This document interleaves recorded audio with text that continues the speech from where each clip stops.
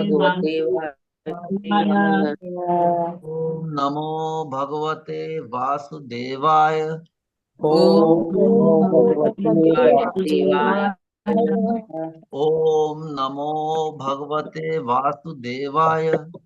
ओम ओम नमो भगवते भगवते वासुदेवाय। वासुदेवाय। नारायणं नमस्कृत्य नरं चैव नरोत्तमं।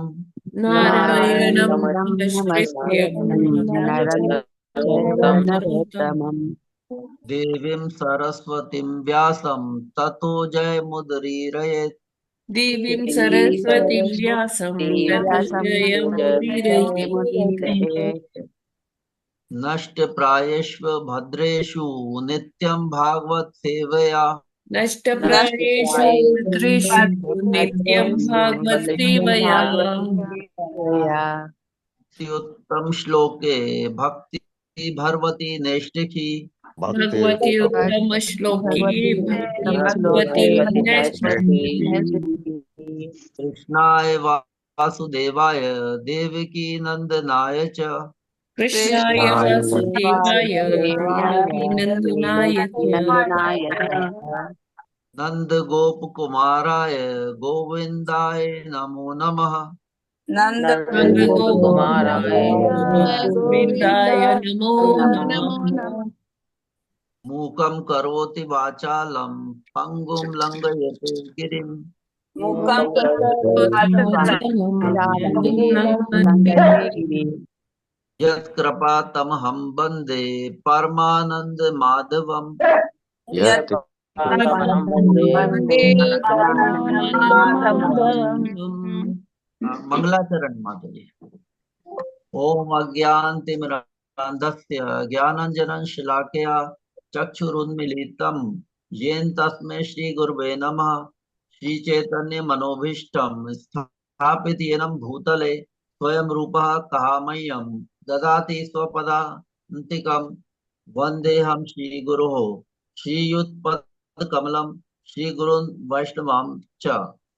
श्रीरूपं साग्रजातं सहगण रघुनाथान्वितं तं सजीवं साद्वैतं सावधूतं परिजन सहितं कृष्ण चैतन्य देवं श्री राधा कृष्ण पादान सहगण ललिता श्री विशाखान्वितांश च। हे कृष्ण करुणा सिंधु दीनबंधो जगतपते गोपेश गोपिका कांत राधा कांत नमोस्तुते। तप्त कांचन गौरांगी राधे वृंदावनेश्वरी वृषभानुसुते देवी प्रणमामि हरिप्रिये। वाञ्छाकल्पतरुभ्यश्च कृपा सिन्धुभ्यः च परित्राणां पावनेभ्यो वैष्णवेभ्यो नमो नमः।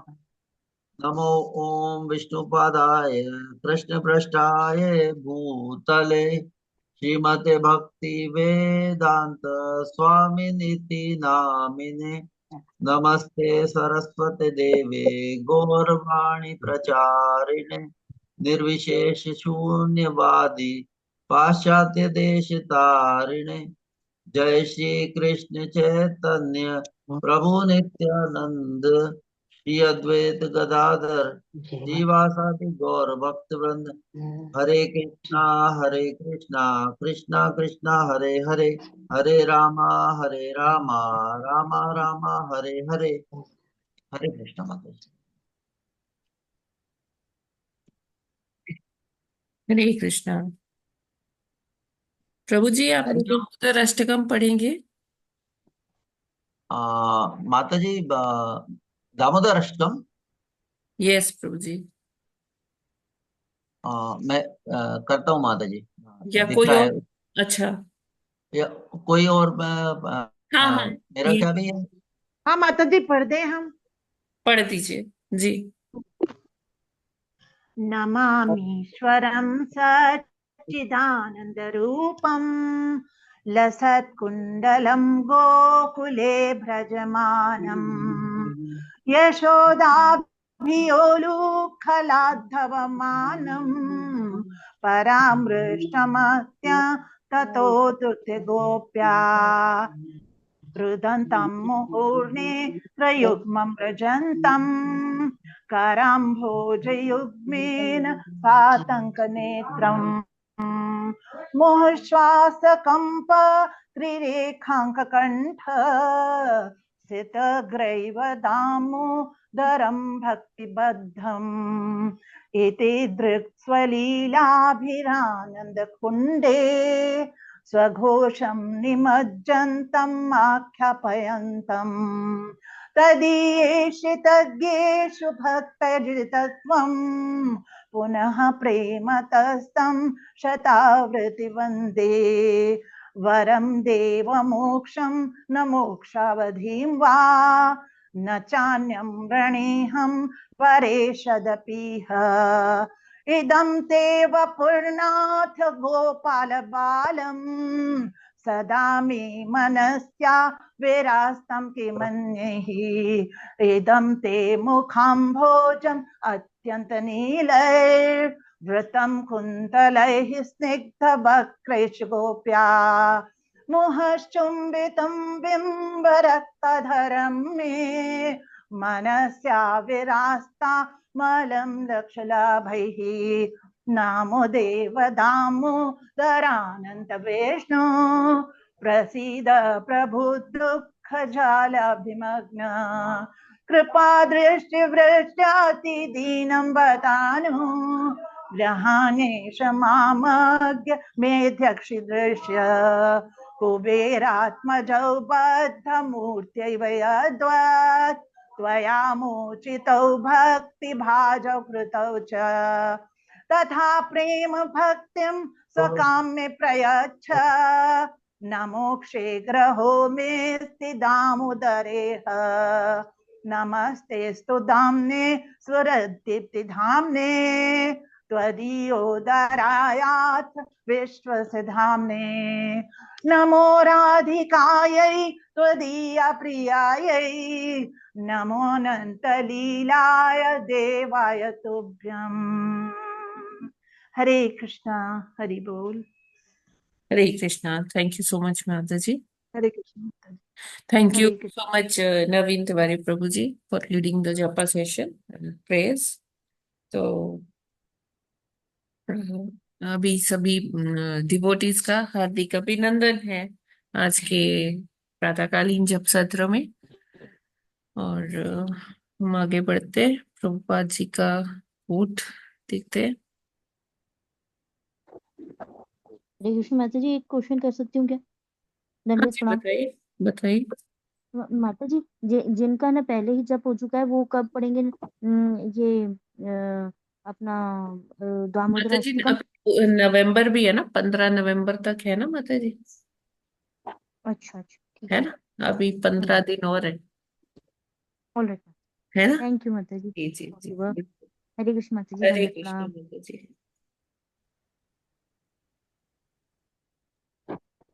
तो आज का कोट पढ़ते हैं प्रभुपाद जी। 21 अक्टूबर है आज। प्रभुपाद जी कहते हैं, अभ्यास अभ्यास से सब कुछ संभव है। तो यदि हम कृष्ण प्रसाद ही लेते हैं तो जीभ नियंत्रित हो जाती है, कुछ सीमा तक उस पर ताला लग जाता है। तब हमारी अन्य सब इंद्रियां भी नियंत्रित हो जाती हैं। तो यहाँ पर प्रभुपाद जी बता रहे हैं कि कैसे हम अपनी जिह्वा पर नियंत्रित कर सकते हैं। एक्चुअली अगर देखा जाए तो जो हम अपनी इंद्रियों के नियंत्रण की बात करते हैं, इंद्रियां बहुत कुछ नियंत्रण हो जाएंगी अगर हम अपनी एक इंद्रिय जिह्वा पर नियंत्रण कर ले। जिह्वा से क्या होता है कि दो प्रकार का, एक हम वाणी बोलते हैं, दूसरा हम अ, भोजन ग्रहण करते हैं।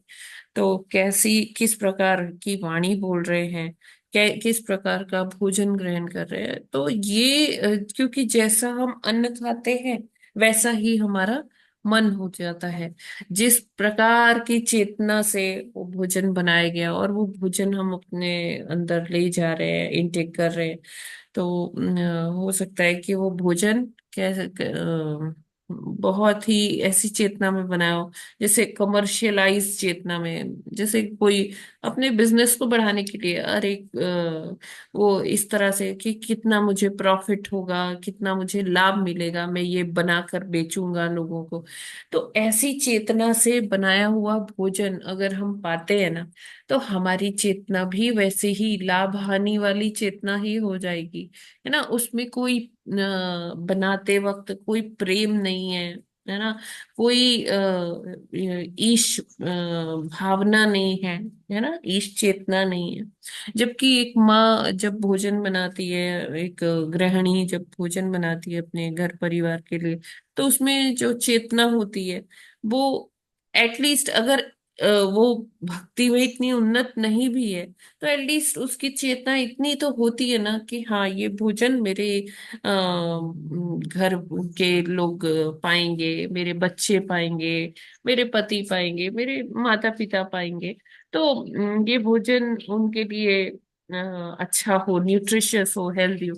तो ऐसी चेतना रहती है। मे भी हो सकता है वो भक्ति में इतनी उन्नत ना हो, तब भी ये चेतना तो होती है अपने सबके लिए कि हाँ, ये भोजन पाए तो वो स्वस्थ हो।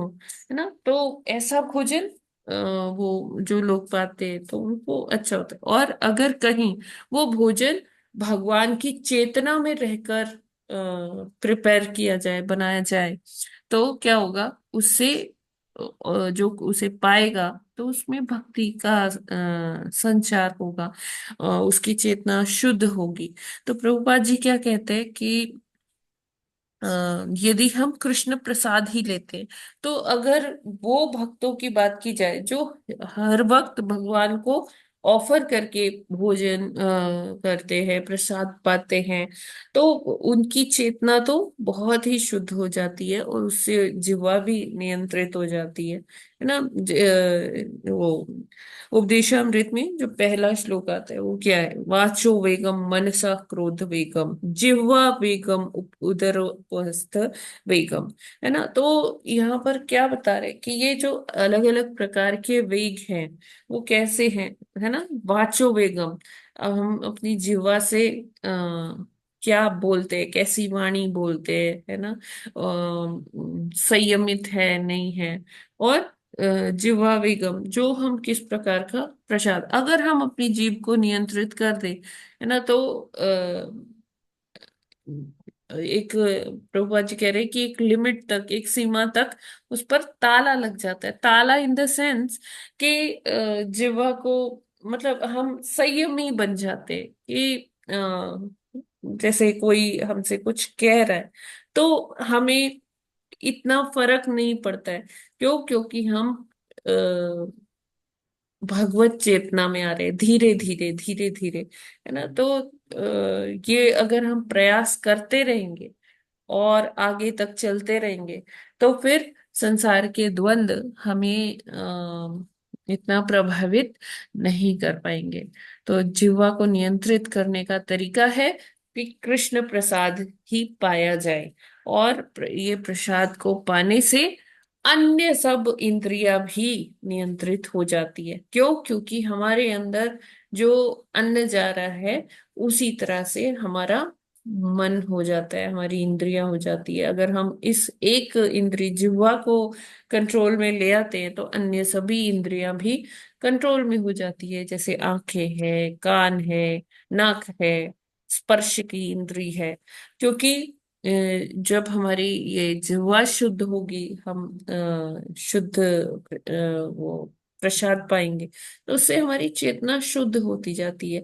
तो अन्य सब इंद्रियां भी शुद्ध होती जाएंगी। हम आंखों से भगवान का ही दर्शन करना चाहेंगे। है ना, क्यों? क्योंकि हमारे अंदर प्रसाद जा रहे हैं, हम शुद्ध हो रहे धीरे धीरे।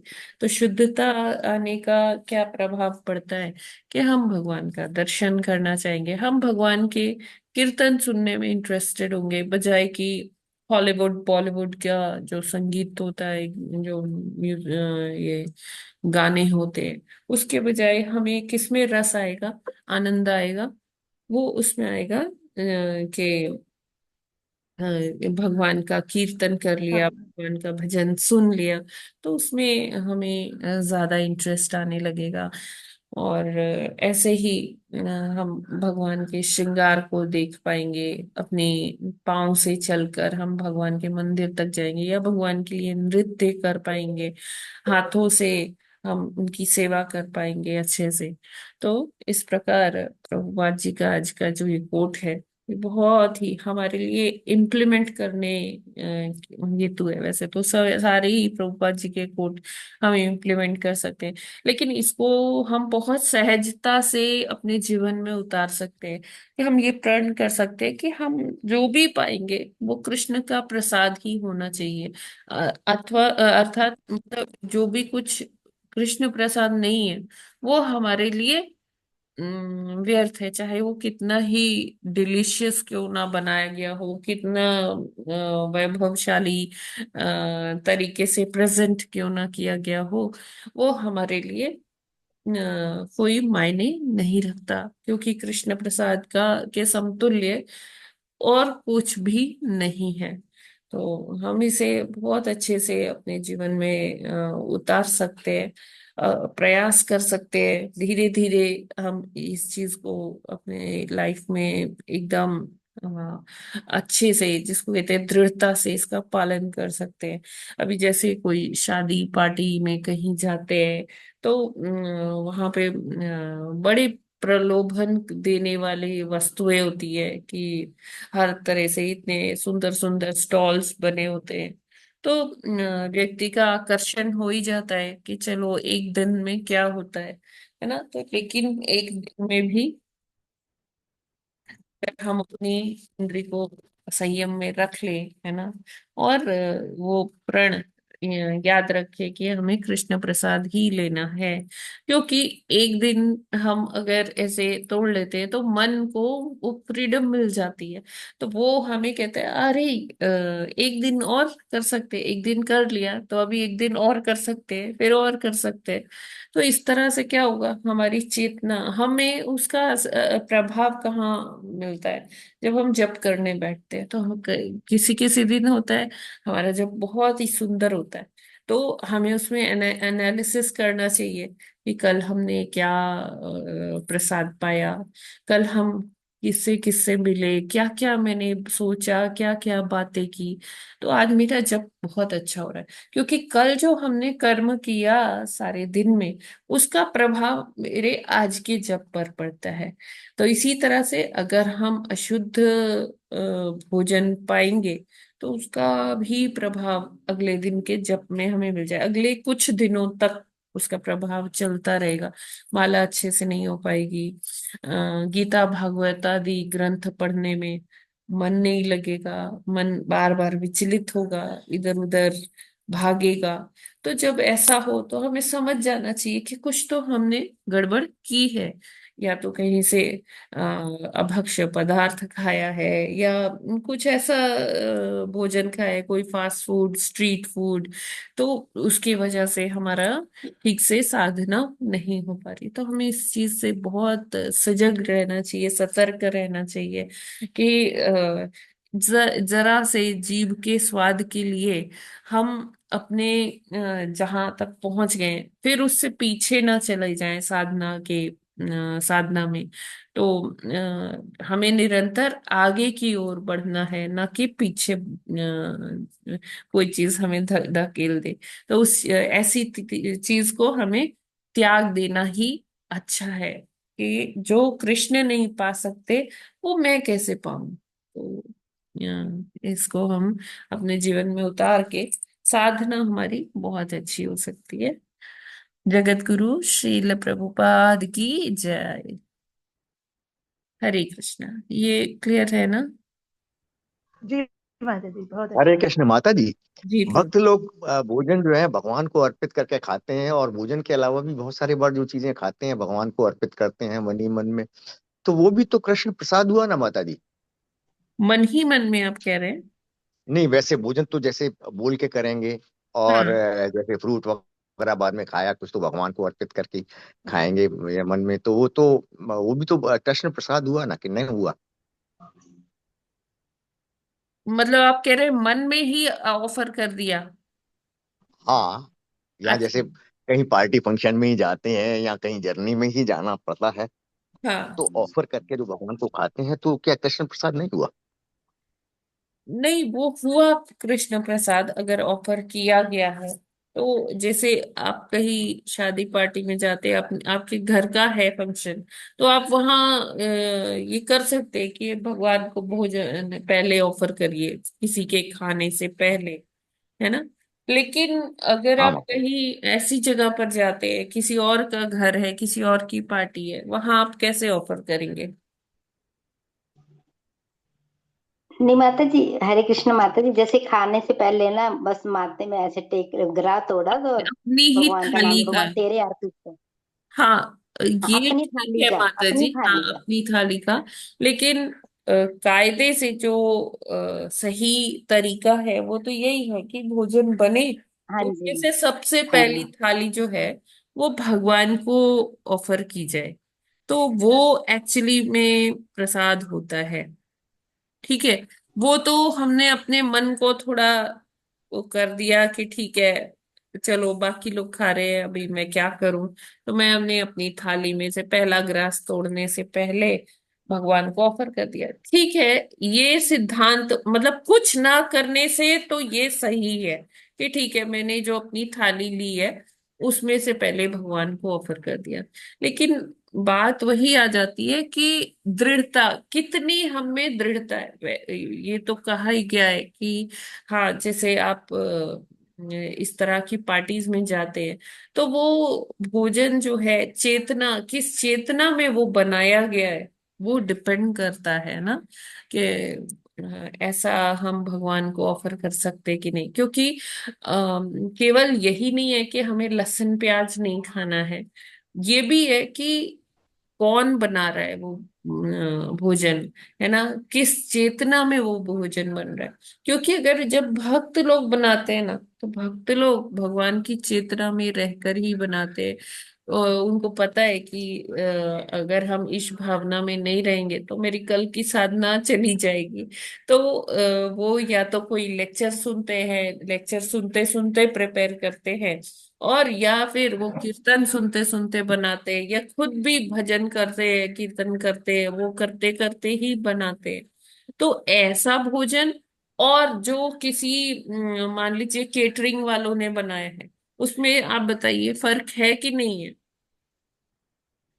वो तो बहुत फर्क है माता जी, वो तो जमीन आसमान का, वो तो हाँ। मिल तो आता ही नहीं बात वो श्री। यहाँ उसकी हो रही है कि हमें अपनी जिह्वा के वेग को रोकना है। एक दिन मैं भोजन नहीं करूंगी तो कोई बात नहीं है, लेकिन मैं ऐसा भोजन नहीं पाऊंगी। यहाँ उस सिद्धांत की बात हो रही है कि कृष्ण प्रसाद ही लेना है ना।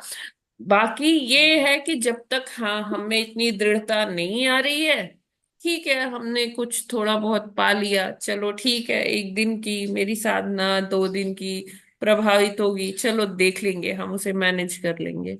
सिद्धांत की बात है माता जी यहाँ पर। प्रभु जी। ठीक हरे है कृष्ण। माता जी, नहीं ठीक। मैंने इसलिए भी पूछा हाँ। क्योंकि प्रैक्टिकली जो संत लोग भोजन करते हैं, वो एक ही बार थाली में रखकर सब कुछ भगवान को पहले जो है अर्पित भी किया जाता है, और थाली एक साथ वो अर्पित की हो जाती है। जी। लेकिन गृहस्थ जीवन में प्रैक्टिकली ये होता है कि अरे, खाना खा लिया, अब दही खाते हैं, अरे अब थोड़ी देर हो गई फ्रूट खा लेते हैं, अरे अब मिठाई रखी हुई है थोड़ी सी। तो प्रैक्टिकली एक टाइम में वो अर्पित नहीं हो पाता है जैसा कि होना चाहिए आइडियली। जी। जी। तो जी। भगवान को मन समझ में गई प्रभु याद करके अर्पित जी। बोल दो, तो वो भी किसी हद तक तो प्रसाद लेकिन की। प्रभु जी, हमें ऐसी चेतना रखनी ही चाहिए कि हाँ, जैसे ही मैं फ्रूट लेके आई तो फ्रूट मुझे ऑफर करना चाहिए भगवान को। हाँ, ये मानती हूँ कि एक टाइम पे हम सारे ऑफर नहीं कर सकते।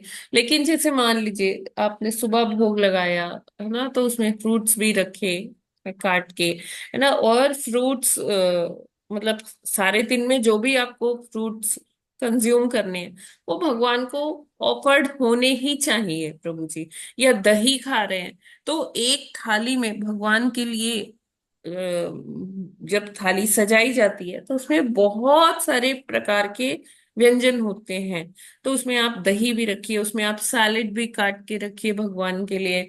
उसमें हर प्रकार की डिश होनी चाहिए, मीठा भी होना चाहिए, उसमें सलाद भी होना चाहिए, और उसमें रोटी, घी, पापड़, अचार, जो मतलब ये सारी चीज हमें वैरायटी भगवान को ऑफर करनी चाहिए। जैसे हम खाते हैं, जैसे हम पाते हैं, तो उसी प्रकार भगवान भी उनको भी पवाना चाहिए हमें, है ना। हाँ हाँ माता जी, होना तो ऐसा ही चाहिए। हाँ, तो हरे कृष्ण। जब हम उनके लिए थाली लगाएं, तो उसमें बहुत डिटेल्स होनी चाहिए, मतलब हमारी प्रेजेंटेशन, जैसे हमारे घर में कोई अतिथि आते हैं, गणमान्य अतिथि आते हैं, जैसे हम उनके लिए प्रेजेंटेशन करते हैं, तो हमें नित्य ही भगवान हमारे जीवन में सबसे अति विशिष्ट पर्सनैलिटी हैं, तो हमें उनके लिए ऐसे ही बहुत विस्तृत रूप से उनके आगे थाली वो ऑफर करनी चाहिए। तो अगर हम ऐसे करेंगे, तो हमारे पास हमारे फ्रिज में या जहाँ भी किचन में कोई ऐसी चीज होगी नहीं जो हम खाना चाहें और वो ऑफर्ड नहीं है हाँ ना। माता जी, अच्छा विचार है कि सुबह अगर इस हरे कृष्ण तो हम कोशिश पवन करेंगे जी कि इस तरह से। पूरा अच्छे से प्रयास कर सकते हैं कि ये नियम को हम बहुत मतलब सुलभता से ये हम्म, पालन हो जाता है, बस थोड़ी सी दृढ़ता की जरूरत है। थोड़ी सी दृढ़ता हो और हाँ, मन में जो है भावना हो तो शायद हो जाएगा आने जी जी जी, वाले समय में, बिल्कुल हो अभी अगर जाएगा, नहीं हो। बिल्कुल हो जाएगा। और भक्त लोग ये कर हम्म, रहे हैं प्रभु जी। जैसे ही कुछ आप अपने मुंह में डालने जाते हैं, तुरंत ये भाव आ जाता है, अरे ये ऑफर्ड है कि नहीं है। तो अगर ऑफर्ड है तो वो पा लेते, नहीं ऑफर्ड है तो फिर नहीं पाते हैं, हाँ ऐसा। माता जी, जी, हरे कृष्ण माता जी। हरे जी कृष्ण माता माता जी, जी। हरे कृष्णा। हरे कृष्ण माता जी। जी जी जी। माता जी मैं ये पूछ रही थी कि जैसे जो आप कह रहे हैं कि ऑफर करने वाली फूड की बात, तो वैसे तो जब से मैंने इस्कॉन ज्वाइन किया, मैं कभी किसी शादी पार्टी में अगर बहुत मजबूरी है जाना भी है, तो मैं हाँ, वहां कुछ भी नहीं लेती हूँ। जी चुपचाप बस गए मिले और जो है करके उसके बाद घर हम आकर के ही खाना जी खाते हैं। जी लेकिन अभी जैसे हम अयोध्या गए थे, जी। तो अयोध्या हम लोगों को दर्शन करते करते करीब 2:30 बज गया, भूख बहुत तेज लगी हुई थी। तो हाँ हम लोग एक अयोध्या के पास में एक वेज रेस्टोरेंट है, वहां पे हाँ, गए, तो मैंने जैन फूड ऑर्डर किया वहां पर कि मुझे जैन फूड चाहिए। तो जी उन्होंने मुझे जैन फूड दिया, तो मैं वहीं पर बैठे बैठे ऐसे मानसिक रूप से भगवान को मैंने ऑफर किया, फिर मैंने वो भोजन कर लिया। जी। मतलब बहुत मजबूरी है, अदरवाइज मैं हाँ, बाहर कहीं कुछ खाती ही नहीं हूँ, जी जी जी जब तक वो मैं घर लाके भगवान को ऑफर ना करूँ। और अभी माता जी जैसे मुझे वृंदावन 5 जो है नवंबर को जाना है, हम लोग का फैमिली ट्रिप है, मैं पहली बार जा रही हूँ वृंदावन। अच्छा। तो वहां पर फिर मैं क्या करूंगी वहां पर, तो ऑफर भोजन मुझे, क्योंकि मैं इस्कॉन की तरफ से तो जान नहीं रही हूँ कि मुझे ऑफर्ड भोजन मिलेगा, और वहां मुझे 4-5 दिन रहना है, तो फिर मैं नहीं, वहां तो क्या आप करूंगी। इस्कॉन टेम्पल में जाके माता जी प्राप्त कर सकते हैं भोजन, प्रसाद। तो माता जी हो सकता है हम लोग जिस होटल में रुके वो इस्कॉन टेम्पल से बहुत दूर हो।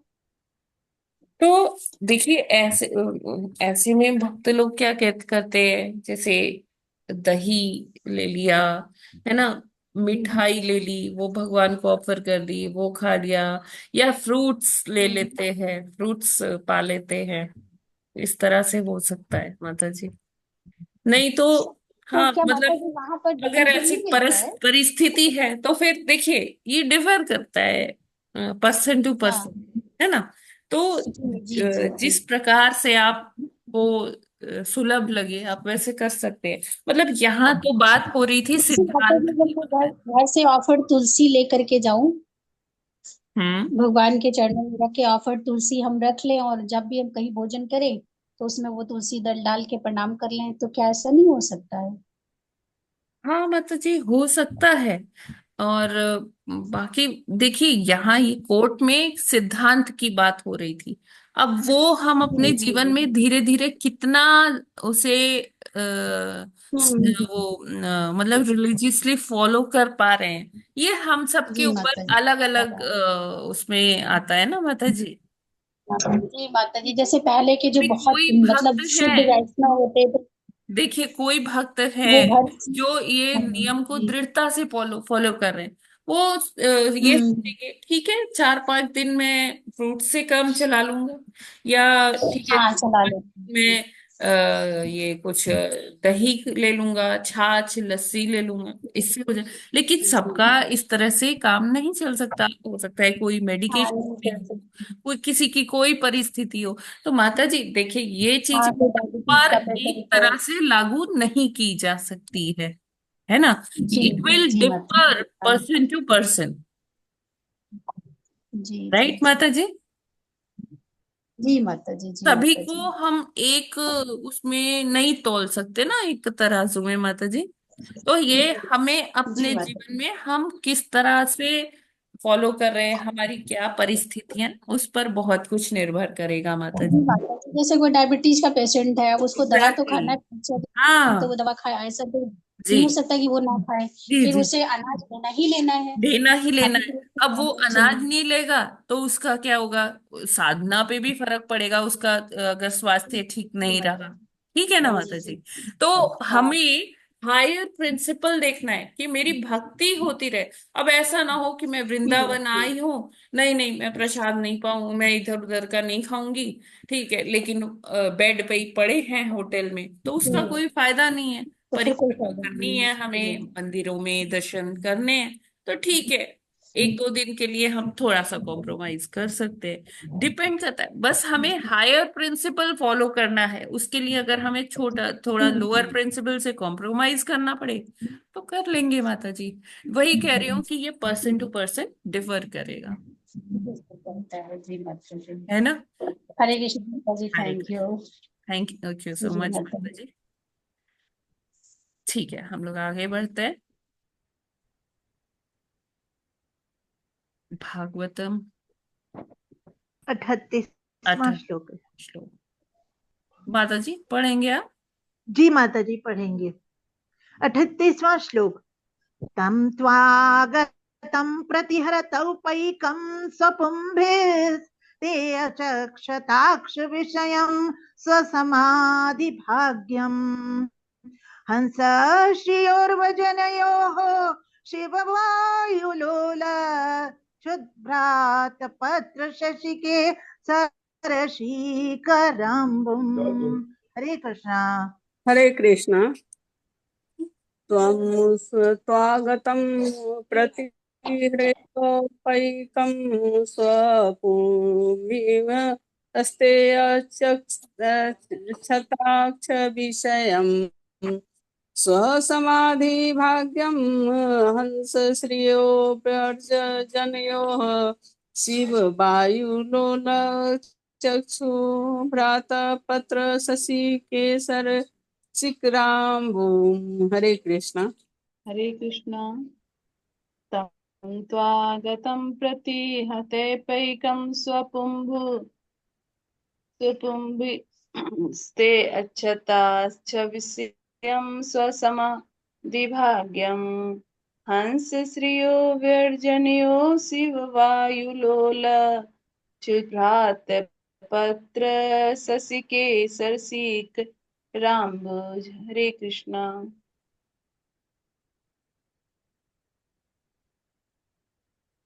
हरे कृष्णा। तं तु आगतं प्रतिहतोऽपि तं स्वपन्थी चक्षुषाक्षविष्यं सुसमाधिभाग्यम् आसश्रियोर्व्यजन्यो शिववायुलोलम् चक्षुभात भद्रशशिकेसरशिखराम्बो। हरे कृष्णा। हरे कृष्णा। तं त्वागतं प्रतिहृतोपायिकं स्वपुंभिः ते अचक्षत अक्षविषयं स्वसमाधिभाग्यं हंसश्रेयो व्यर्जन व्यर्जनयोः शिववायुलोला शुभ्रातप्रतशशि केसर शिखराम्बुम्। हरे कृष्णा। हरे कृष्णा। तं स्वागतं प्रतिहत प्राप्तिकं सुकुम्भ ते अक्षत अक्षिविषयं स्वसमाधिभाग्यम् हंसयो व्यजनयोः शिववायुलोल अक्षभ्रात पत्र शशि केसर शीकर अम्बुवम्। हरे कृष्णा। हरे कृष्णा। तं त्वागतं प्रतिहृतो पैकं स्वपुंभिः अस्ते चक्षता छ विषयं स्वसमाधिभाग्यम् हंस श्रियोर्व्यजनयोः शिववायुलोला चक्षुभ्रातपत्र शशि केसर शिखराम्बुम्। हरे कृष्णा। हरे कृष्णा। सभी को दंडवत प्रणाम। हरे आगत प्रतितोपैकं सपुंभिस्ते अक्षताश विषयं स्वसमाधिभाग्यं हंसश्रियो व्यञ्जनयोः शिववायुलोल चक्षुभ्रात पत्र शशिकेशर शिखराम्बुम्। हरे कृष्ण। हरे कृष्ण। तं त्वागतं प्रतिहतोऽप्यङ्कं सम्मोह्यं सत्यचक्षताक्ष विषयं तत्समाधिभाग्यं हंस्यो वैजनो शिवायुलोले शुभ आतपत्र शशि केसर शिकारम। हरे कृष्णा। हरे कृष्णा। तं त्वागतं प्रतिहृतोपैकं स्वं स्वपुंभिः ते अचक्षताक्ष विषयं स्वसमाधिभाग्यम् हंसा श्रियो व्यजनयो शिव वायुलोलक शुभ्रात पत्र शशि केसर सीकरम बुम। हरे कृष्णा माता जी, दंडवत प्रणाम। सभी भक्तों को दंडवत प्रणाम। कृष्ण माता जी सभी को दंडवत प्रणाम। तं त्वागतं प्रतिहतोपैकं स्वपुंभिः सुते चक्षताक्ष विषयं स्वसमाधिभाग्यं हंसस्यो व्यर्जनयोः शिववायुलोल चक्षुभ्रात पत्र शशि केसर शीकराम। हरे कृष्ण। हरे कृष्ण। त्वं त्वागतं प्रति रतोपैकं स्वपुंभिः स्ते चक्षता च विषयं स्वसमाधिभाग्यम् हंसश्रियो व्यजनयो शिववायुलोल चक्षुभ्रातपत्र शशि केसर शीकराम्बुम। हरे कृष्ण।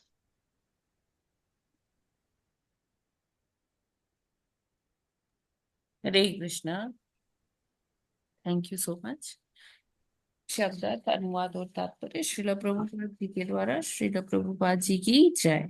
शब्दार्थ तम उन्हें, तू लेकिन, आगतम आगे आए हुए, प्रतिहृत ले गया, औपैकम साज सामग्री, स्वपुंभी अपने संगियों द्वारा, ते उन महामुनियों ने अचक्षत देखा, अक्ष विषयम अब देखने का विषय, स्व समाधि भाग्यम भावमय समाधि द्वारा ही दृश्य, हंस श्रियो श्वेत हंसों के समान सुंदर, व्यजनयो चामर श्वेत बालों के गुच्छे, शिव वायु अनुकूल वायु, लोलात लोलत हिलती हुई, शुभ्र आतपत्र श्वेत छाता, शशि चंद्रमा केसर मोतियों, शिकर बूंदें, अम्बुम जल की। अनुवाद सनक इत्यादि मुनियों ने देखा कि भगवान विष्णु जो भाव में समाधि में पहले उनके हृदयों के ही भीतर दृष्टिगोचर होते थे, अब वे साकार रूप में उनके नेत्रों के सामने दृष्टिगोचर हो रहे हैं। जब वे छाता तथा चामर जैसी साज सामग्री सहित अपने संगियों के साथ आगे आए तो श्वेत चामर के बालों के गुच्छे धीमे धीमे हिल रहे थे, मानो दो श्वेत हंस हों, तथा अनुकूल हवा से छाते से लटक रही मोतियों की झालरें भी हिल रही थी, मानो श्वेत पूर्ण चंद्रमा से अमृत की बूंदें टपक रही हों, अथवा हवा के झोंके से बर्फ पिघल रही हो। तो अब जब ये सीन चल रहा है कि चतुष कुमार और जो दोनों द्वारपाल हैं जय विजय, उनके बीच में संवाद चल रहा है। अभी द्वारपालों को अपनी जो उन्होंने अपराध किया है उसका बोध हो चुका है कि हाँ, हमने बहुत ही घृणित कार्य किया है चतुष कुमार को यहाँ द्वार पर रोक कर। और चतुष कुमार भी क्या करना चाह रहे हैं, उनको दंड देना चाह रहे हैं कि वो आगे से ये चीज रिपीट ना करें। तो उसी समय देखते क्या है कि जो भगवान अभी तक उनके हृदय में, हम कहते हैं ना कि तीन अवस्थाओं में भक्ति होती है, परम सत्य की तीन अवस्थाएं होती हैं। तो सबसे पहले क्या होता है, पहली अवस्था क्या होती है कि निर्विशेष ब्रह्म का दर्शन होता है, ब्रह्म ज्योति का दर्शन जी होता है, जिसमें केवल प्रकाश ही प्रकाश एक साधक को नजर आता है। कोई उसमें कोई रूप नहीं होता, सिर्फ प्रकाश, लाइट, एक बहुत जगमगाती एक पुंज होता है जो नजर आता है।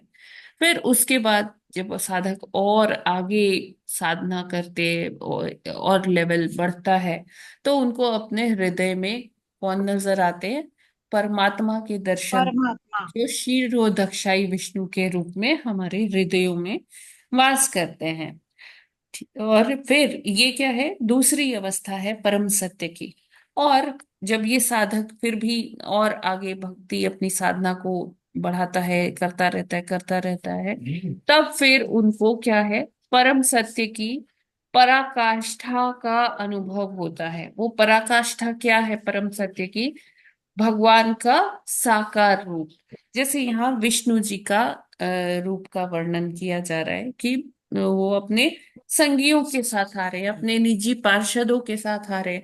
कोई पार्षद उनके लिए छाता लेकर आ रहा है ना, कोई पार्षद उनके लिए चामर डुला रहा है। और ये जो चामर है, जो छाते हैं, इनमें अलग अलग प्रकार के अलंकार लगे हैं। मोती माणिक्य से जड़ा है ये, है ना। और जब चामर से हवा की जा रही है ना, चामर डुलाया जा रहा है तो उससे हवा आ रही है। और चामर कैसे लग रहे हैं, चामर आपको पता होगा कि मंदिरों में होती है, जिसमें बाल जैसे होते हैं, सफेद बाल। ये एक्चुअली याक नाम का एक जानवर होता है, पहाड़ों में ज्यादा होती है याक, काला सा होता है, खूब बाल होते हैं उसके। तो उसी याक के बालों से ये चामर बनाई जाती है। और ये भगवान जी को ये चामर आरती के बाद दिखाया जाता है। मतलब इसका गुरुद्वारों में भी आपने देखा होगा कि गुरु ग्रंथ साहिब जी को भी वो चामर करते हैं। तो इसी तरह से मंदिरों में भगवान जी के लिए भी ये चामर आरती के बाद डुलाया जाता है। और ये इतना, मतलब उसके वो जो बाल है इतने सॉफ्ट होते हैं ना, और वो ऐसा लगता है कि जैसे हंस हो। तो वो प्रतीत हो रहा था चतुष कुमार को कि जैसे जब भगवान आ रहे तो जो चामर हो रहा है, डुलाया जा रहा है, वो हंस के समान लग रहे थे। और जो चामर डुलाने से जो हवा चल रही थी, आ रही थी, उसको, हवा को क्या नाम दिया गया है, शिव वायु। शिव वायु मतलब अनुकूल वायु, यानी कि जो भक्ति के अनुकूल हो। और इस वायु से क्या हो रहा था, जो छाते में मोतियों की मालाएं, लड़ियां लगी हुई थी, वो सब भी हिल रही थी। ऐसा लग रहा था कि वो बर्फ की तरह से है। और जब वो हिल रही थी तो ऐसा लग रहा था कि वो वायु से, अनुकूल वायु से बर्फ जो है पिघल कर बूंदों के समान गिर रही है। तो इस तरह से उनको प्रतीत हो रहा था, और बहुत ही मनोहर मनोरम दृश्य जिसे कहते हैं वो नजर आ रहा था। ऐसा लग रहा था कि मानो जो पूर्णिमा का चांद है उसमें से जैसे अमृत बूंदी, जैसे अभी शरद पूर्णिमा गई है तो उसमें कहते हैं कि वहां से अमृत की बूंदें टपकती है। तो भगवान का वो पूरा जो एक वो पूरा दृश्य था जब भगवान आए, तो वो बहुत ही सुंदर था। उसमें से जो मोती हिल रहे थे, लटक रहे थे, तो वो ऐसे प्रतीत हो रहे थे कि जैसे भगवान का मुखमंडल चंद्रमा के समान बताया जा रहा है, सुंदर। और वो जो मोती माणिक्य है जब वो हवा से हिलते, तो ऐसा लग रहा था कि वो बर्फ पिघल रही है ना, और वो बूंदे टपक रही है। तात्पर्य पढ़ते, इस श्लोक में अचक्षताक्ष विषयम शब्द आया है। भगवान सामान्य नेत्रों से नहीं दिखते, किंतु अब वे कुमारों के नेत्रों को दृष्टिगोचर हो रहे थे। अन्य महत्वपूर्ण शब्द समाधि भाग्यम है। जो ध्यानकर्ता अत्यंत भाग्यशाली होते हैं, वे योग विधि द्वारा भगवान के विष्णु रूप को अपने हृदय के भीतर देख सकते हैं, किंतु उन्हें साक्षात देखना दूसरी बात है। यह केवल शुद्ध भक्तों के लिए ही संभव है। अतएव कुमारों ने जब देखा कि भगवान अपने संगियों सहित आ रहे हैं, जो चाहता तथा चामर लिए हुए है, तो वे आश्चर्यचकित रह गए कि वे तो भगवान का साक्षात दर्शन कर रहे हैं। ब्रह्म संहिता में कहा गया है कि ईश्वर प्रेम में उच्चस्थ भक्तगण अपने हृदयों के भीतर सदैव भगवान श्याम सुंदर का दर्शन करते हैं, किंतु जब वे परिपक्व हो जाते हैं तो वही भगवान साक्षात उनके समक्ष दिखते हैं। सामान्य जनों को भगवान दृश्य नहीं है, किंतु जब कोई भगवान के पवित्र नाम की महत्ता को समझ सकता है और कीर्तन तथा प्रसाद आस्वादन द्वारा जीभ से आरंभ करके भगवत भक्ति में अपने को लगाता है, तो धीरे धीरे भगवान स्वयं उसमें प्रकट होते हैं। इसी तरह भक्त निरंतर भगवान को अपने हृदय में देखता है, और अधिक परिपक्व अवस्था में वह उन्हीं भगवान का साक्षात दर्शन उसी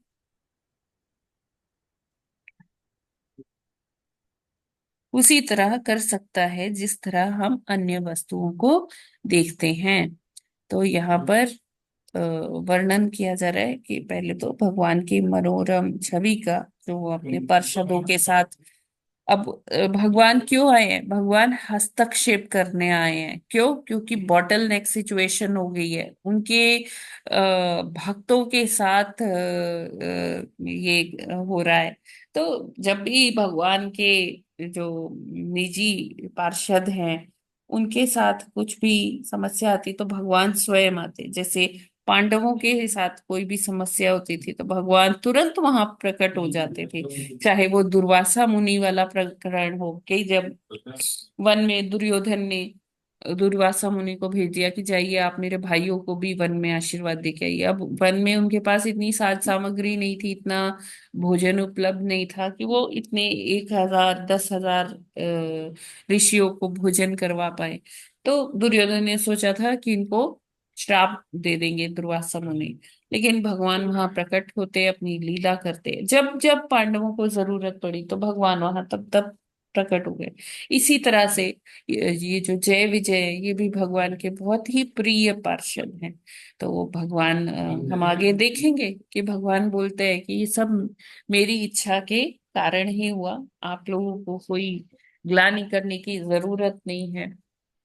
क्योंकि भगवान ये स्टैंडर्ड्स सेट करना चाहते थे, ये एग्जाम्पल से लोगों को समझाना चाहते हैं कि अहंकार कहीं भी आ सकता है, कोई किस परिस्थिति में। तो हमें सदैव सजग रहना चाहिए। तो ये सारा चीज भगवान जो है ये इसको लीला करने के लिए उन्होंने ये कार्य किया था। वरना सनत सनत कुमारों को भी कभी गुस्सा नहीं आता था, लेकिन उस क्षण उनको वो गुस्सा आ गया और उन्होंने वो श्राप दे डाला था। तो यहाँ पर यही प्रभुपाद जी बताते हैं कि भगवान का दर्शन ऐसे सबको सुलभ नहीं है। धीरे धीरे जब कोई साधना करता है तो उसे परम सत्य की ये तीन अवस्थाओं के से गुजरना होता है, तब जाकर उनको साकार रूप में भगवान का दर्शन होता है।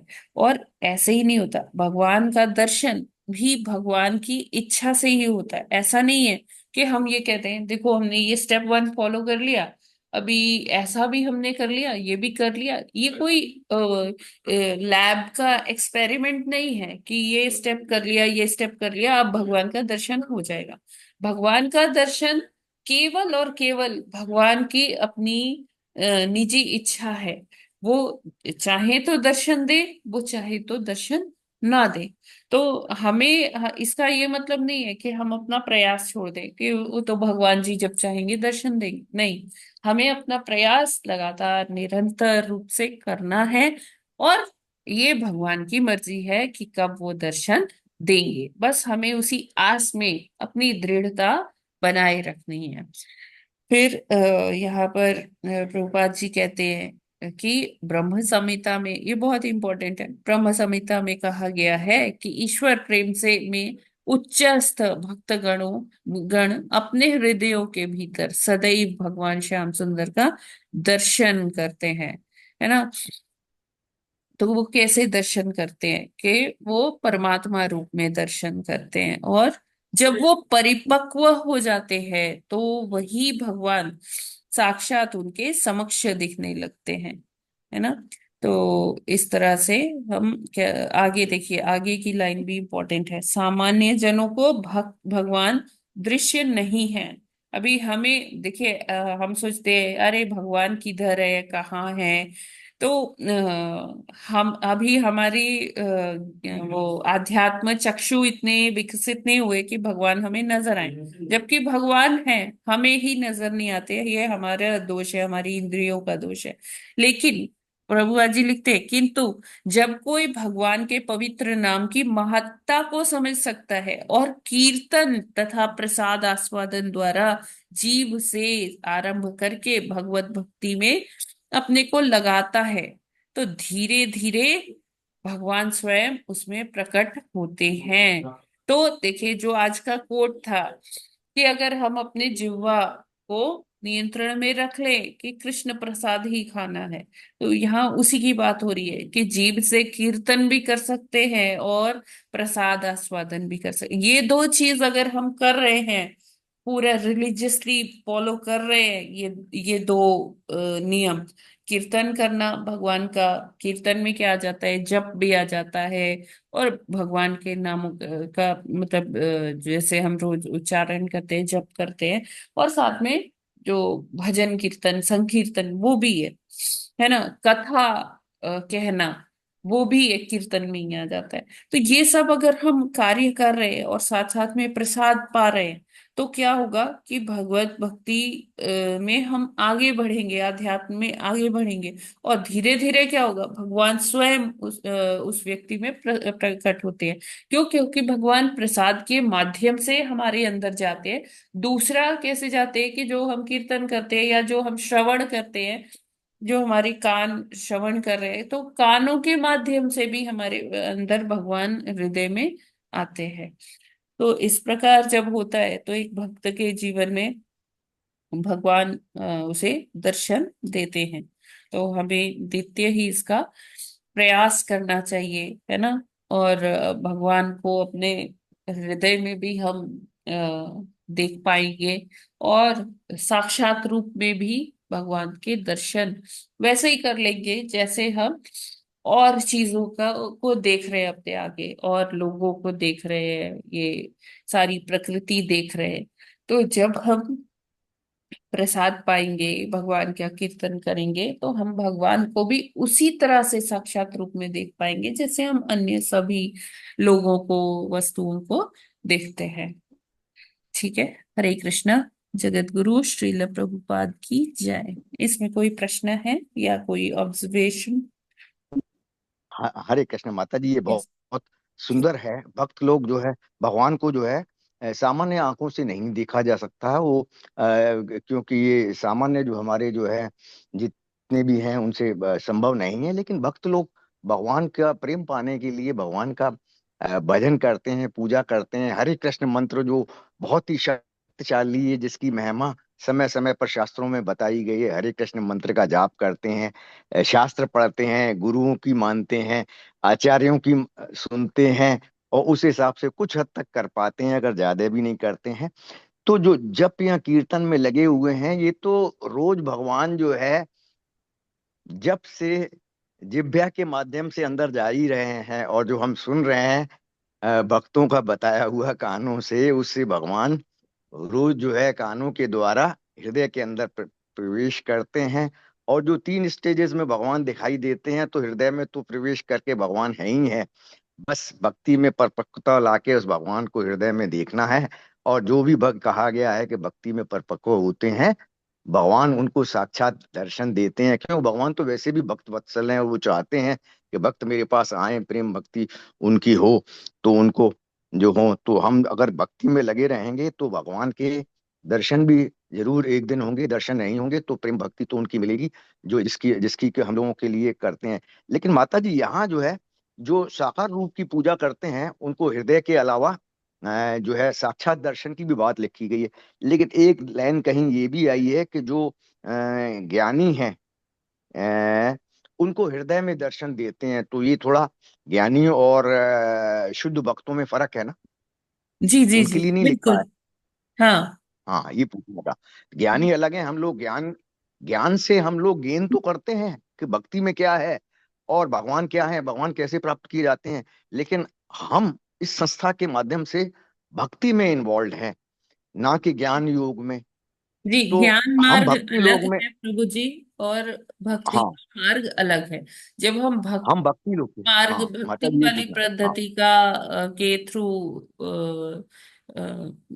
अपनी साधना करते हैं, तो उसमें ज्ञान अनायास ही भगवान भक्त को प्रदान कर देते हैं, है ना? हाँ माता जी, लेकिन एक जगह ये भी आया है कि जो भक्त जिनको मालूम नहीं होता है भगवान के बारे में और वो पूजा करते हैं, तो उनको भी फल लगता है। लेकिन जिनको ज्ञान और भक्ति दोनों ही हैं, और वो भक्ति में ज्यादा परिपक्व होते हैं, ऐसा आया है ना। आपने कहा ज्ञान ज्ञान योग अलग है, ये तो बात सही है। लेकिन जो ज्ञान और भक्ति में परिपक्व होते हैं वो ज्यादा उच्च स्तर की भक्ति है। ऐसा है देखिए, माता ये जी क्या? ज्ञान है क्या प्रभु जी? पहले हमें ये समझना होगा, ये ज्ञान है क्या? ज्ञान वही है जो भगवान ने वेदों में कहा है। ठीक है, जैसे अब ब्रह्मा जी को कुछ नहीं पता था कि क्या करना है, ये भी नहीं पता था कि मैं कौन हूँ, मेरे जीवन का प्रयोजन क्या है, क्या उद्देश्य है मेरे जीवन का, मैं यहाँ क्यों, कमल पे क्यों बैठा हूँ, कहाँ से आया हूँ। ये सारे प्रश्न उनको विचलित कर रहे थे। तो उन्होंने किया, उन्होंने ढूंढने का प्रयास किया, पहले अपनी बुद्धि लगाई अपना, क्योंकि वो उनका पूरा शरीर ही बुद्धि का बना हुआ है। तो उन्होंने अपनी बुद्धि का उपयोग किया, समझने का प्रयास किया। लेकिन उन्हें कई बार कमललाल के अंदर गए आए गए आए, लेकिन उनको कुछ लाभ नहीं हुआ इसका। उनकी बुद्धि, इंटेलिजेंस उनकी फेल हो गई। ठीक है। तब उन्होंने मेडिटेट किया, क्या करूं, तो उनको 2 अक्षर सुनाई दिए, त और प। जब उन्होंने तप किया, ना, तब उनको जब भगवान उनकी तपस्या से प्रसन्न हुए, है ना, तो उनको भगवान ने वो सारा ज्ञान दिया, है ना। फिर अपनी हाँ माता जी। बुद्धिमत्ता से उन्होंने इस ज्ञान का उपयोग करके भगवान के दी हुई इंस्ट्रक्शंस को फॉलो किया, ये संरचना की। ठीक है ना प्रभु हाँ जी? माता जी, तो हम लोग जो साकार रूप को मानने वाले हैं, वो ज्ञान योग शब्द न यूज करके ज्ञान यूज कर लें तो ज्यादा उचित होगा। क्योंकि इस ज्ञान में शास्त्रों का भी ज्ञान है, हरे कृष्ण मंत्र का जाप भी है, और गुरुओं या आचार्यों द्वारा प्राप्त की गई शिक्षा भी है, और अपने प्रयासों से की गई भक्ति भी है, ये सारी ही ज्ञान में आएगी। ज्ञान और भक्ति, हम लोग भक्ति भक्ति करते हैं भक्ति लेकिन के ज्ञान से करेंगे, परिपूर्ण होकर। भक्ति के माध्यम से ये सारी चीजें हमें मतलब भगवान अनायास ही दे देते, अच्छा, हाँ ज्ञान माता हृदय जी, में प्रकाशित कर लेते हैं। हृदय में प्रकाशित उसके कर देते हैं, हमें ठीक है माता जी। ज्यादा वो करने का जरूरत नहीं है। हाँ माता जी, हृदय में प्रकाशित कर देते हैं, हाँ, तभी शास्त्र लोग पढ़ते हैं या जी जी जी भजन सुनते हैं या वो जी करते जी हैं। हरे जी जी। कृष्ण। हरे कृष्ण। यस, और कोई प्रश्न किसी का? हरे कृष्ण माता जी। हरे कृष्ण प्रभु जी। माता जी, हम तो स्टार्ट भक्ति से ही करते हैं, हरे कृष्ण मंत्र का जाप करते हैं, हाँ तो जी भक्ति जी ही तो जी। है वो। हाँ बिल्कुल, वो भक्ति है। और उसके बाद उसके बाद हम जो सुनते हैं पढ़ते हैं, इसे हाँ, ज्ञान के लिए पढ़ते हैं, इससे ज्ञान ही तो होता है। ये तो ज्ञान, ज्ञान भक्ति ये हमारे भी ये अंदर भी भक्ति का ही माध्यम है प्रभु जी। कथा श्रवण करना, भगवान की भागवत पढ़ना, ये भी भक्ति का ही एक अंग है। भक्ति तो है ही माता जी, ज्ञान, लेकिन ज्ञान भी तो इससे ज्ञान वो मिलता है कि हो गया ना प्रभु भगवान। जी, ज्ञान मार्ग। जैसे सांख्य वाला, उसका कहा जा रहा है ज्ञान मार्ग, जिसमें व्यक्ति जी माता जी। शोध करता है, एक बार फेल होता है, फिर दूसरे तरीके से शोध करता है, हिट एंड ट्रायल मेथड, वैज्ञानिक लोग जो पद्धति का इस्तेमाल करते हैं, वो है ज्ञान मार्ग। जी माता जी। ठीक है ना, जो सांख्य का वर्णन किया भगवान ने दूसरे अध्याय में भगवत गीता में। हाँ माता जी, एक तरह से डिफरेंट है, क्योंकि वो खोजते रहते हैं कि भगवान क्या है, कैसे हाँ, मिलेगा, इसी में उसमें उनका अगर समय निकल देखिए ना, जाता है। लोग वो ज्ञान एक के तरह से जो है प्रति रिसर्च वर्क इतने है, आकर्षित वो एक हो तरह से। जाते हैं कि वो भगवान को ही भूल जाते हैं। वो हाँ अपने कंफर्ट के लिए आविष्कार करते हैं, इससे मैं ये कर पाऊंगी, इससे मेरा समय बचत हो। हाँ कहीं ना कहीं वो ज्ञान मार्ग में भटक जाते हैं बीच बीच में प्रभु जी। हाँ, तो यह कहना उचित होगा कि हम लोग भक्ति योग में इन्वॉल्व हैं, हाँ बजाय ये कहने एग्जैक्टली, के कि हम हमारे दोनों को जो फॉलो करते हैं, है ज्ञान जी समझते हैं। भक्ति। हम लोग भक्ति योग का पालन करते हैं। एग्जैक्टली। हरे कृष्ण माता जी। जी। यस, आर के सिंह प्रभु जी, आपका। ऐसा नहीं माता जी कि वो जो ज्ञान जो डॉक्टर इंजीनियर जो कर रहे हैं, जो पढ़ के, वो फिजिकल ज्ञान हुआ, हमारा आध्यात्मिक ज्ञान है। हाँ बिल्कुल बिल्कुल।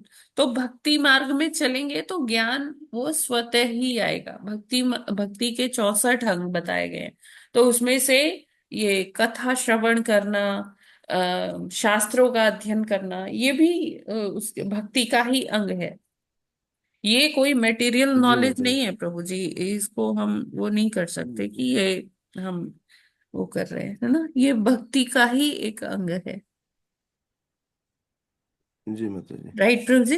हरे कृष्ण। जी, हरे जी कृष्णा। माता जी, क्लियर माता ठीक है, और कोई हरे प्रश्न? कृष्णा माता जी। यस माता जी, हरे कृष्णा। हाँ, माता जी, आज का जो वो चामर की बात आपने की थी ना माता जी। हाँ हाँ जी। हाँ, माता जी, भगवान को आरती के बाद एक तो चामर वो करते हैं, जो हाँ व्हाइट व्हाइट स्ट्रैंड्स का भी होता है जूट की हाँ तरह। जी, मुझे नहीं पता वो जूट की होता है, मैं पूछ रही हूँ। जूट का एक ही तो होता है, चामर करते हैं, और हाँ, वो याक आपने होता अभी है। बताया कि याक, याक का हाँ अभी आपने बताया, जी। लेकिन माता जी याक का कलर तो डार्क ब्राउन या तो ब्लैकिश उसमें आता है, लेकिन भगवान का तो ग्रेइश होता है। I mean grey hair sort of गहरा सा वाइट होता टाइप है, का। कई बार गोल्डन सा होता है, हाँ हाँ कई बार थोड़ा हाँ वाइट सा। हाँ हाँ। हाँ, याक तो ऐसे क्या भी, उसको हाँ जी, ऐसे भी होते हैं याक। अच्छा अच्छा, नहीं उनको हाँ, डाई कर देते हैं या फिर उनको ब्लीचिंग कर देते हैं, या ये बोलने वाली थी। अभी मतलब मेरे को एग्जैक्ट वो प्रोसेस तो नहीं पता है कि। हरे कृष्ण माता जी। हरे कृष्ण। माता जी मुझे ये, पता ही नहीं था। हाँ, ये जो होता है ना, वो गाय का भी होता है। अच्छा हाँ, तो ये गाय पे, और जो ये जो हमें मतलब सोने का भाव होता है ना, जैसे तोला वगैरह ऐसा मिलता है ना, उसी तरह से वो मिलता है।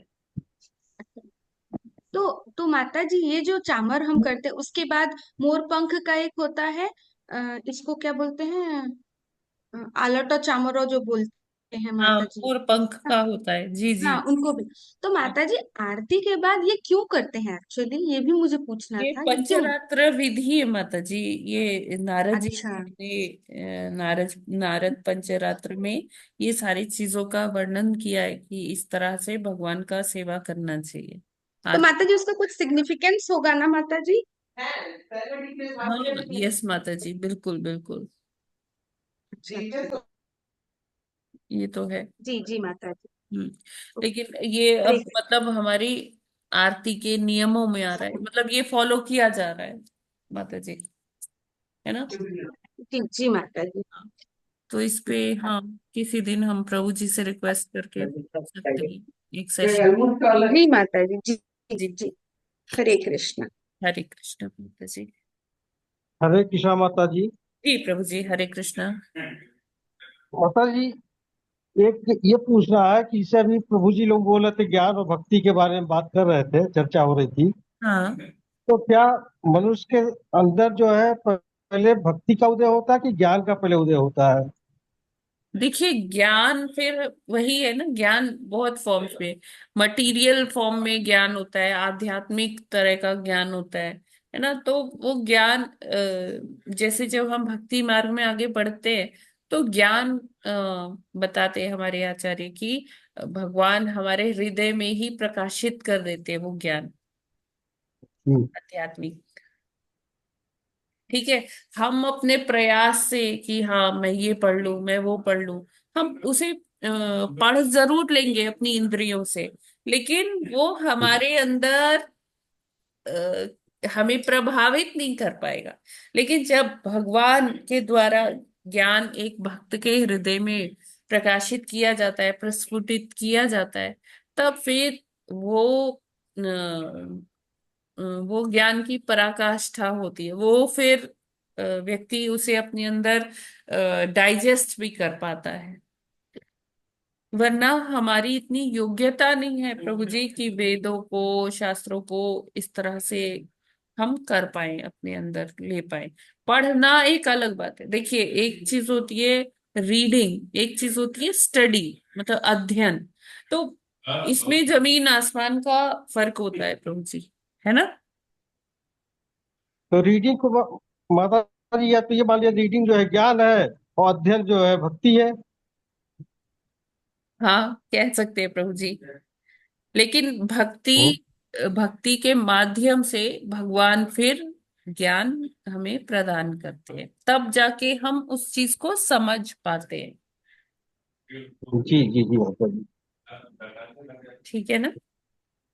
जी माता जी, हरे कृष्ण। हरे कृष्णा प्रभु जी। हरे कृष्ण माता जी, धन्यवाद हरे स्वामी। जी। जी माता जी। मैंने कहीं वो पढ़ा था कि ज्ञान और वैराग्य वो भक्ति के पुत्र है, हाँ और हाँ हाँ, भक्ति एग्जैक्ट। तो जवान है जी जी लेकिन जी, ज्ञान वैराग्य बिल्कुल बूढ़े हो गए बिल्कुल। हैं। हाँ, सही पॉइंट माता जी आपने रेज किया। तो ये जो भक्ति के ये पुत्र है, ज्ञान और वैराग्य। जब भक्ति होगी तभी ये ज्ञान भी आएगा, तभी वैराग्य भी आएगा। वेरी राइटली पॉइंटेड माता जी, thank you so much.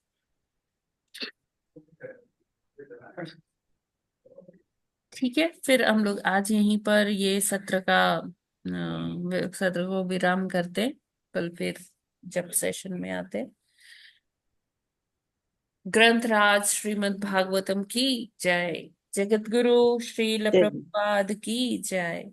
नामाचार्य Haridas Thakur की जय। कार्तिक मास महामहोत्सव की जय। दीपदान महामहोत्सव की जय। अनंत कोटि वैष्णव भक्त वृंद की जय। वाञ्छाकल्पतरुभ्यश्च कृपा सिन्धुभ्य एव च पतितानां पावनेभ्यो वैष्णवेभ्यो नमो नमः। हरे कृष्णा। हरे कृष्णा माता जी, कृष्णा दंडवत माता जी, प्रणाम। प्रभु हरे सभी को कृष्णा दंडवत माता प्रणाम। जी, हरे कृष्ण माता जी। ये बोलने में मुझसे कोई त्रुटि हुई हो प्लीज क्षमा कीजिएगा। हरे कृष्णा।